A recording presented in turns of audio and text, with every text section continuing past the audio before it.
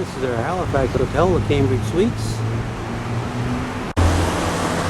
This is our view at our window, right up in Citadel Hill. These gardens were created, if you will. They started in 1867. And today, the gardens span over 16 acres here in the heart of Halifax.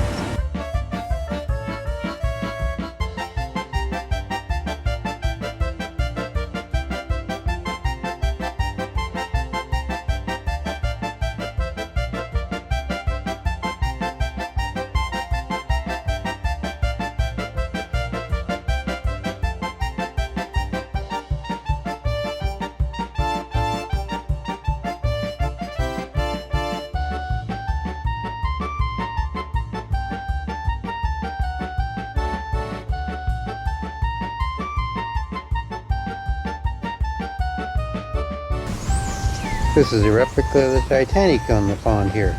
It hasn't sunk yet.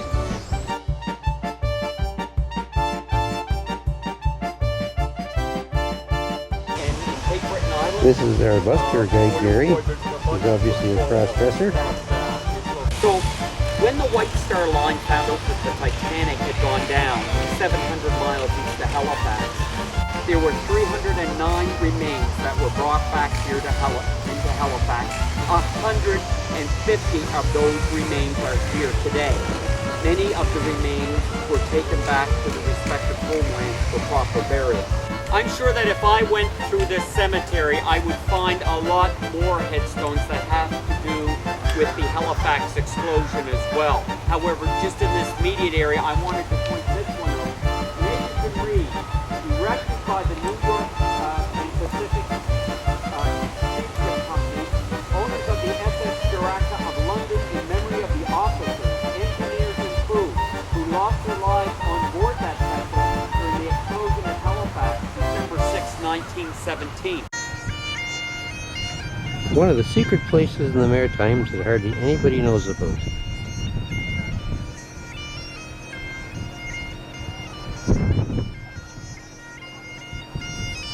Peggy's Cove and the lighthouse.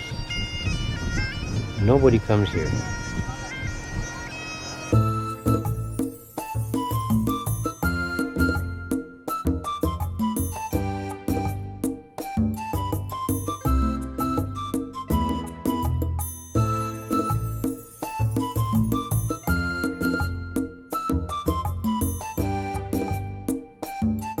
Let's get it. 10 years of work went into this. And this yellow building here to your right used to be the cobbler shop, 1893 up to the 1940s, where you could have your shoes repaired or he would make you a new pair. The yellow house, this is where the cobbler used to live.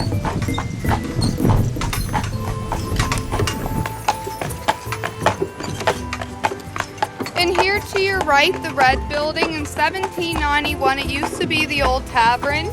In 1804, it became the Lennox Inn. This is one of the oldest inns still in operation in Canada. It has 9 fireplaces, 1 in each room, and the inside is remarkably unchanged. We also have this grey house here to your right. This is arguably the oldest house in Old Town Lunenburg, as it dates back before the records, which are 1753, when the town was founded by the Germans.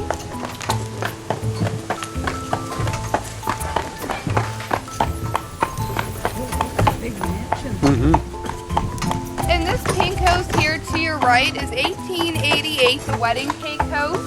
The horror movie Run Stranger Run was filmed in this house in the 1970s, and the Academy. It's also been declared a National Historic Site, as well as one of the oldest wooden standing structures still in use in the Maritimes. And here to your right we have the Mariner King, 1830. It was built for the town doctor. And have you been to the Fisheries Museum, the red building in front of us? Not yet. Okay, it's everything from live fish to the whole 9 yards. Hey, Johnny.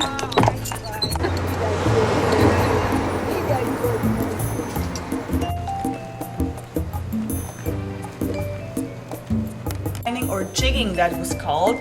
So they had a hook. Now sometimes they might use a bait, but they also could fish without a bait with those, because they would just have the hook and let it down with a lead or weight on it, and then would just like pull it up like this, and then the fish could get caught in the two hooks that were attached. And weather warning, but the boats weren't equipped with those radios. They probably wouldn't get a signal out there anyways. And yeah, so over here it's practically a huge sand dune with long sandbars on each side, and also called the graveyard of the Atlantic. It's quite easy to get in, yeah, but not as easy to find the way back out. That's her. This is a Bluenose coming in. The Bluenose has their sails down now.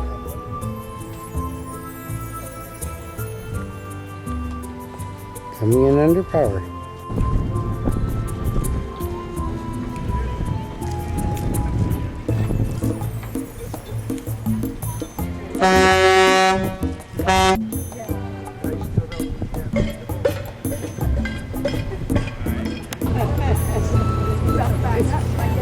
I said, thank you to Phil for getting taken off my hands for a while.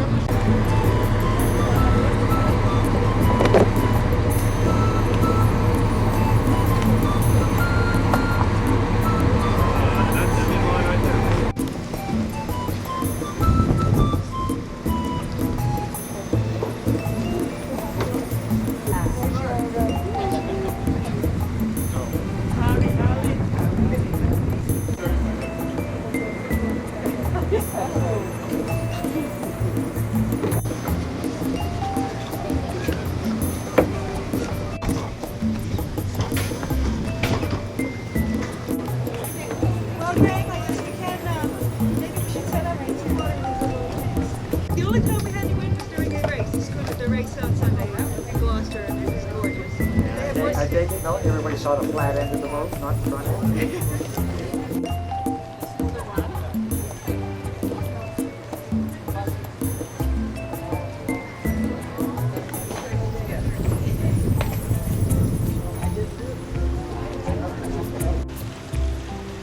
A last look at the Bluenose before I get back on the bus.